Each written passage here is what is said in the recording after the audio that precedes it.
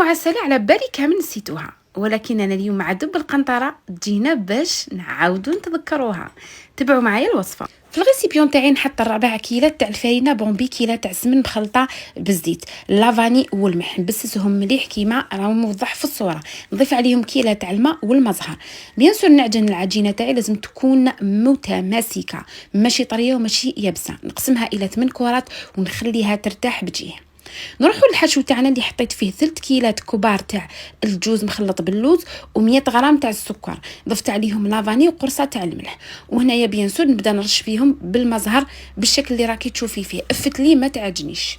القطايف قطعتهم بالشكل اللي راكم تشوفوه يكونوا رقاق، ضفت عليهم نص كاس تاع السمن دايب ومغرفه كبيره تاع اللافاني. نروحوا للعجينه تاعنا نبدا نحلها. انا استعنت بالفرينه والمايزينا، حليها ديري طبقه بين طبقه، تستعملي هذيك ترشي بالمايزينا والفرينه.